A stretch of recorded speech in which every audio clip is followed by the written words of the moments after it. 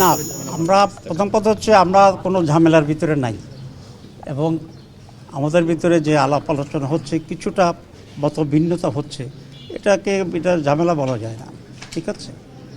আর 2 নম্বর হচ্ছে আমরা রাত 8টায় কথা বলব, এখন আর আপনাদের সামনে আমরা তেমন কথা বলতে চাচ্ছি না। সবাইকে ধন্যবাদ। যেটা হচ্ছে যে আমরা যতটুকু শুনেছি যে যদি ইসলামী আন্দোলন এসে থাকে তাহলে 250 আসন, আসলে না আসলেও কি তিনি শাসন করবেন না 250 থাকবে? এটা রাত 8টায়।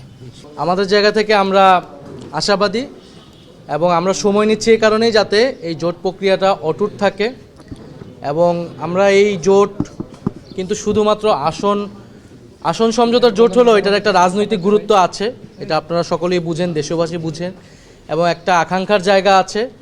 এই নির্বাচন প্রতিযোগিতাপূর্ণ হবে এবং আমাদের যেই এজেন্ডাগুলো রয়েছে, সংস্কার, দুর্নীতি বিরোধিতা, আধিপত্যবাদ বিরোধিতা, সেই এজেন্ডাগুলোকে সামনে রেখে আমরা একটা ঐক্যবদ্ধ জায়গায় নির্বাচনে অংশগ্রহণ করব এবং সবাইকে সহযোগিতা করে একটা প্রতিদ্বন্দ্বিতামূলক নির্বাচনের মাধ্যমে আমরা গণতন্ত্রে উত্তরণ করব।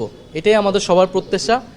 একটা যেহেতু খুবই অল্প সময়ের মধ্যে এই জোট প্রক্রিয়াটা একটা নতুন দিকে যাচ্ছে, সেহেতু হয়তো একটু মতভিন্নতা থাকতেছে, আমরা সেগুলো আলোচনার মাধ্যমে সমাধান করছি। আমরা শেষ পর্যন্ত চেষ্টা করব এই জোট যাতে অটুট থাকে, তবে যদি কারো ভিন্নতা থাকে কিন্তু আমাদের এই জোট প্রক্রিয়া এগিয়ে যাবে।